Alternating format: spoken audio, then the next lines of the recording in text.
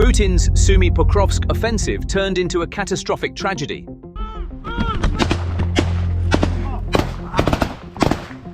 The summer became a chain of desertions for the Russian army. With losses exceeding 200,000 in the summer alone, Ukraine is now pushing the Russians towards the border along the Pokrovsk-Dobropia axis. Now, the noisy and blind force of the Russian offensives, which have been going on for months, is giving way to the silent buzz of heavy unmanned aerial vehicles gliding in the darkness of the night, smart tactics, and psychological collapse. The front line is no longer a wall pushed by brute force, but has turned into a nerve network that is melting, dissolving, and leaving dozens of prisoners behind. As whispers of, "We've lost contact, we've been hit, there's no way out," rise from Russian troops' radios, President Zelensky in Kiev announces the victory of his forces, which have reached the Sumy border in the north and recaptured 5 times the territory lost in Pokrovsk in the east.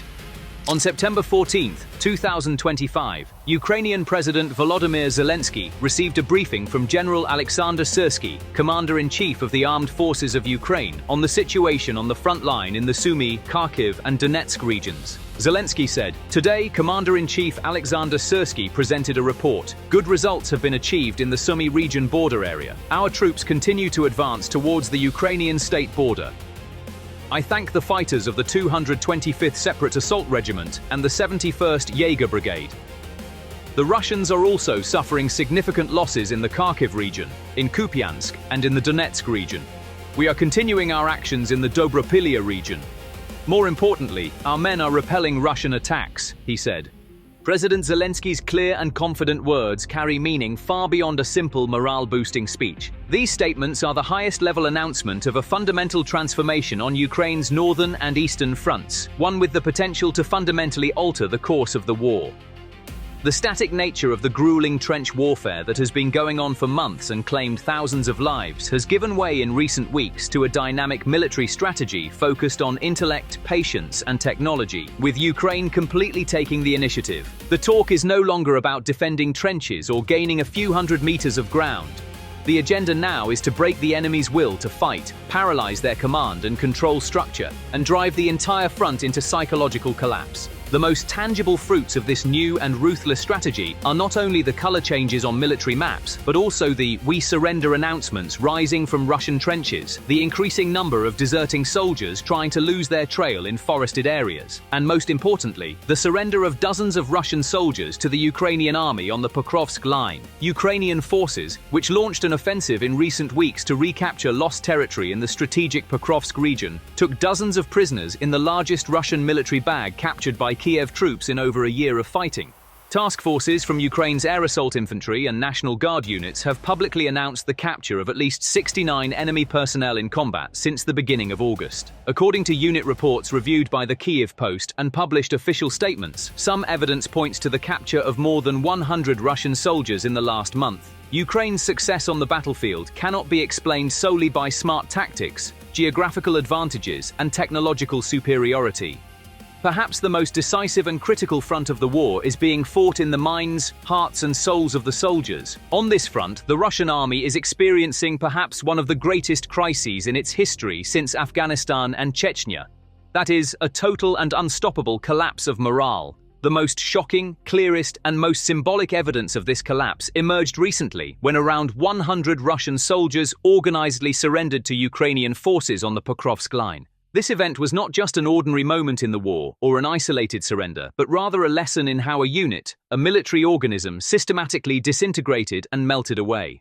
These soldiers, who had been under siege for weeks on the Dobropilya salient, their supply lines cut off by Ukrainian artillery and drones, their radio contact with their commanders severed, and psychologically worn down by the constant buzz of drones circling overhead, finally made the most rational decision to survive. The constant announcements made by Ukraine's psychological warfare units, or PSYOPS, via loudspeakers, leaflets dropped from unmanned aerial vehicles, and special radio frequencies, saying, "Surrender, your lives are guaranteed under the Geneva Convention," became a last exit for these soldiers who had run out of ammunition, water, and hope.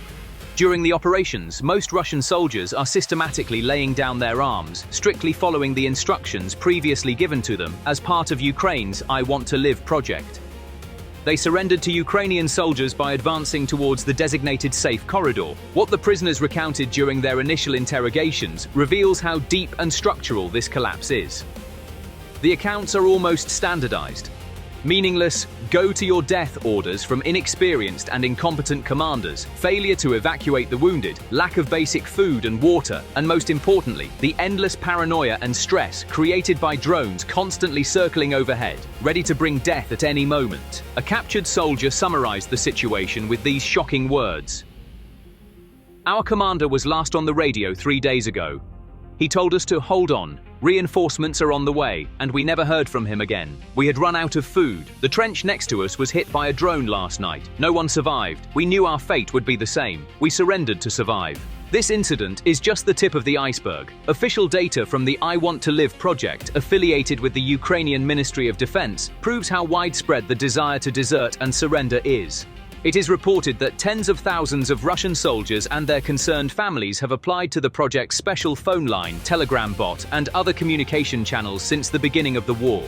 These applications include not only privates who want to escape the front lines, but also experienced officers who see the senselessness of the war and want to seek refuge in Ukraine. The project provides detailed instructions to soldiers who want to surrender on how and where they can safely raise a white flag, what password to use, and how to peacefully identify themselves to Ukrainian drones flying overhead. This organized structure has saved the lives of thousands of soldiers, despite all the threats from the Russian command, execution squads, and obstacle units, dealing a heavy blow to the Russian army's combat capacity from within. Behind these results on the ground, the numbers clearly illustrate the disintegration within the Russian army.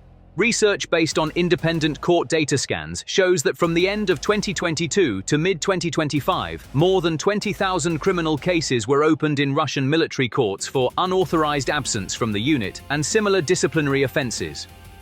Of these, 18,159 were specifically for unauthorized departure, i.e., under Article 337. This statistically translates to dozens of cases being filed every day, suggesting that the chain of command is resorting to constant judicial pressure to keep personnel in the field. In a broader context, open-source analyses and institutional reports point to another critical threshold: a total of 50,554 documented desertion unauthorized absence cases between February 2022 and December 2024. This total is clustered with varying intensity across Russia's 5 military districts. The southern military district alone tops the list with tens of thousands of cases. This scale indicates that personnel management behind the front lines has reached crisis levels in terms of volume. The tendency to surrender can also be quantified. The I Want to Live project, affiliated with the Ukrainian Ministry of Defense, reported that it has received more than 47,000 applications since its inception and that more than 400 voluntary surrenders have been carried out through this channel.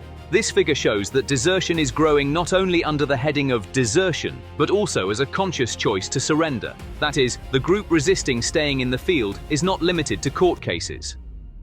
The Pokrovsk axis in the Donetsk region, which forms the industrial and military center of gravity of the war, has become a laboratory and showcase for Ukraine's new war doctrine.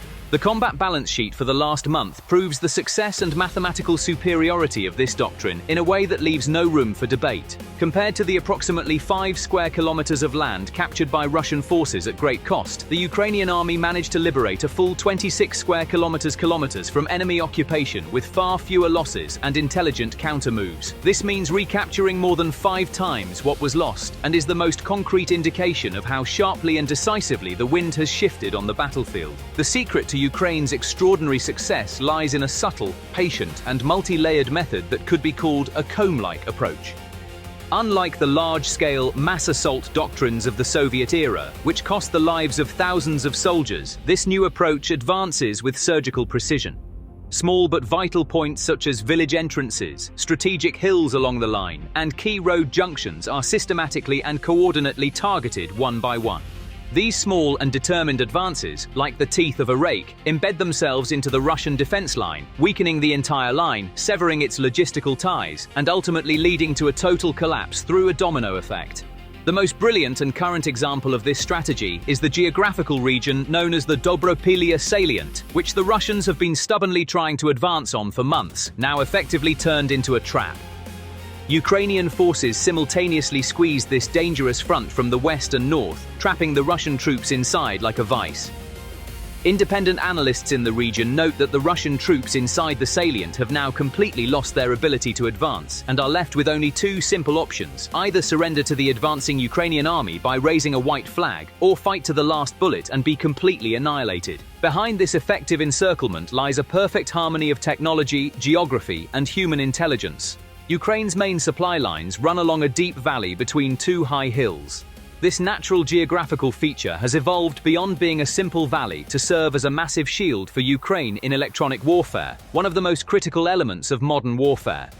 Russian FPV kamikaze drones, which generally operate with weak radio signals and require a direct line of sight, are naturally blocked by the slopes of this valley and cannot reach their targets. It is known that only a small portion of the FPVs used by the Russians have expensive fiber optic systems that increase signal strength and range. This situation makes the interior of the valley a safe corridor for Ukrainian infantry and logistics convoys, protected from most Russian airstrikes. Highly trained and motivated Ukrainian infantry units infiltrating through this safe corridor bring with them the new kings of modern warfare: heavy-class attack drones. These platforms, known by mythological names like Vampire and Baba Yaga, can turn even the Russians' strongest and deepest shelters into hell. In the darkness of night, these drones, equipped with advanced thermal cameras, detect their targets and drop their numerous mortar shells or anti-tank rockets with absolute precision, destroying basements and underground shelters that artillery fire or grenades cannot reach. A recently released and geographically verified video captured the moment when a fortified basement where soldiers were hiding in a Russian position was completely destroyed by several shots from a Vampire drone, rendering those inside ineffective. Russian soldiers who managed to survive these deadly attacks and attempted to flee faced another technological nightmare. When they emerge from the valley and reach higher, more open terrain, they are hunted down one by hundreds of Ukrainian FPV drones patrolling these areas where signal strength increases. This multi-layered and ruthless tactic makes it nearly impossible for Russian forces to mount an effective defense or retreat safely. This situation is taking its toll on the morale of the Russian soldiers we mentioned earlier, and surrender is becoming their only option for salvation. The reflection of the collected data on the situation on the ground was seen in Dobropilya and Pokrovsk. The 100-person group of prisoners is interpreted on two levels. First, the tactical scale. The loss of personnel on this scale within a month in the same sector by a battalion or mixed unit group increases the pace of position turnover. The second is the morale scale. The message "captured survived" reaching elements waiting on the flanks facilitates the decision to surrender. Therefore, in a once broken defense zone, new prisoners and examples of group surrender are seen more frequently in the following days. Fresh images of prisoners around Pokrovsk support this pattern of behavior. On the desertion and disciplinary cases front, there is another sign independent of the judicial burden. Leaked lists and collected records examined by independent researchers indicate that administrative criminal proceedings based on desertion AWOL were conducted against tens of thousands of personnel in the Russian army, with peak periods occurring between 2023 and 2024. This intensity indicates that human resources are dwindling not only on the front line, but also in supply and rear services, as court data includes all branches, not just infantry. A backlog of cases on this scale also disrupts rotation plans. The solution of returning to the unit after punishment remains on paper, but in practice, it reduces efficiency due to lack of training and motivation. Data flowing through surrender lines also changes the microdynamics of the front. Calls from the opposing line and online applications show that contact rules can be flexible on certain axes and that the field sometimes shifts to a ceasefire surrender regime.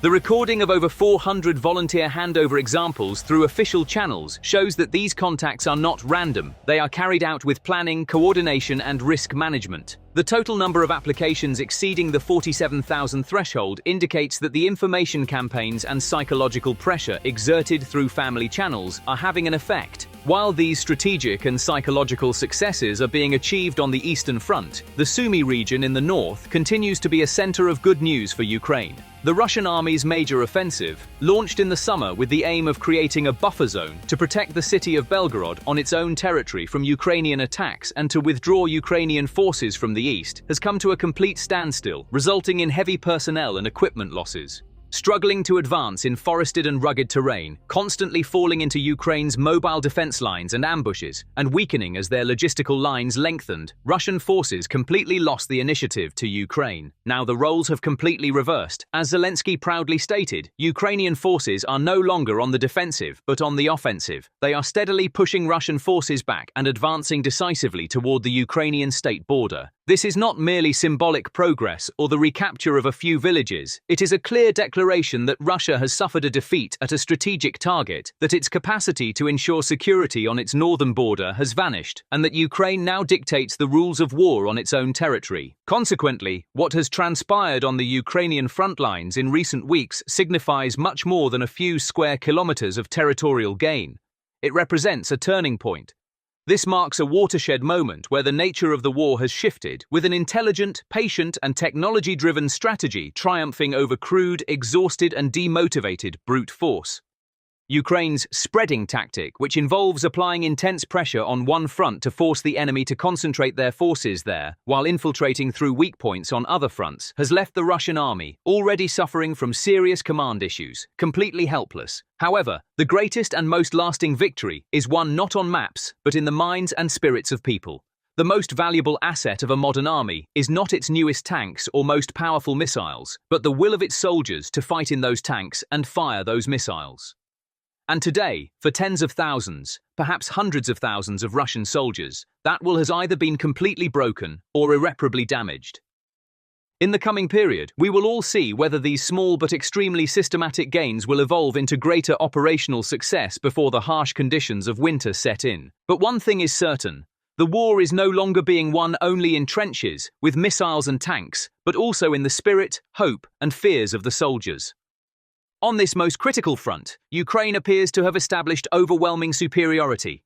So, what are your thoughts on this matter? Please share your thoughts in the comments. To stay updated on new videos, please subscribe to our channel and don't forget to turn on notifications. Thank you for watching.